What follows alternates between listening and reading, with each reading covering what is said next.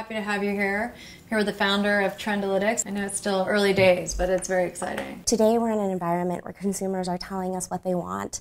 They're tweeting things, they're like pinning things, and also searching for things.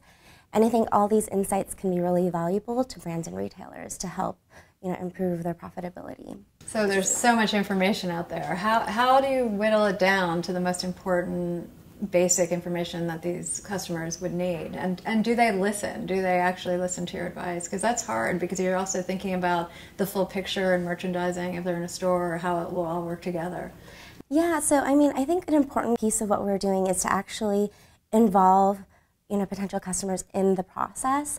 And so from the early days, like on a napkin, or when I had the idea, we actually, met with people from over 30 brands and retailers, and really, instead of just presenting what we wanted to do, like kind of listen to their problems and their pain points. And when I think about different companies, they have different kinds of customers, whether it's age. How do you really target that? And how do you say this is a trend, but really it's not necessarily for your company? We're not in the mindset that the consumers are driving the creative process. I think it would be a boring place if everyone dressed the same and listened to the same music. It's less about that, but it's more about how are consumers engaging with different product trends. And I still think that trend-setting brands like Tory Burch or the bloggers and the publications are all introducing new things, and it's really about how are consumers engaging with that, and when is that percolating, outside of just the New York bubble to other areas, and giving information on that is really helpful. And also, when is something over? Like that's right. what we, and that's probably good to know. Yeah, and that's one of the hardest things to understand when you're just looking at your own numbers. And we can only find all these insights out by like really working with people and showing them what we can actually, drive from all this data. And it's authentic conversation online, essentially. And then do you do a trend recap after fashion shows? And do you do it Europe and Asia and the US? And how does that work? So many people are sharing things now, and there's so many bloggers. So we're doing, for things like the runway, we're actually doing image analysis. So, that people can actually sort images by popularity. And all of this is, pre-production. So as brands think about what they want to put into production, what they don't want to produce, what they might want to use in their marketing campaigns. It's all based on what's truly trending or like popular. And that's helping with their minimums? Yeah.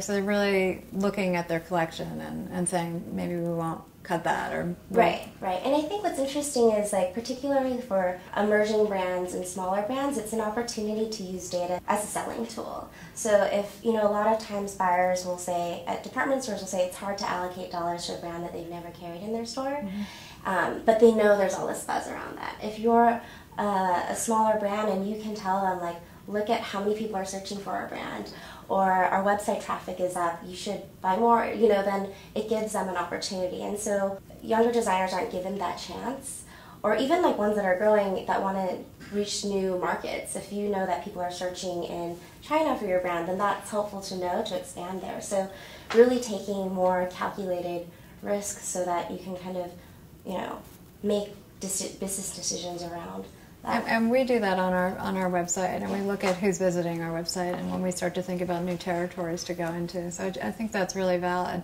What's really amazing about the business you've built is that, one, in a very short amount of time, you've built an amazing global lifestyle brand. And I mean, truly, a lot of people say they're a lifestyle brand, but like your brand is relevant in so many different categories.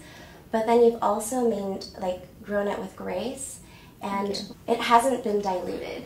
And I think you've kind of stuck to a core aesthetic, which is really hard to do. Other fashion brands that are growing and aspire to build what you've built in their kind of demographics and niche audiences, what do you recommend to them? I think we always think about long-term in every decision, and maintaining integrity. And I think that's really the key to building something for the long term, but also making it stick to it, and really so the ability to last. And we're interested. When I first started the company, I heard myself saying when I went out to fundraise that I wanted to build a global lifestyle brand, and one of the purposes was to start a foundation. But in retrospect, I had no idea what that meant, and I you have to really go for it in a way, but do it where you're not saying yes. I think the importance of saying no is just as important as saying yes. And I think there's so many things that will come your way and that are seemingly great, and opportunities or collaborations, and restraint is something that we talk a lot about. And I have never regretted saying no. And I think that in our team, we talk about it all the time. And it's really about a thoughtful, long-term point of view. Sounds like you're off to a great start.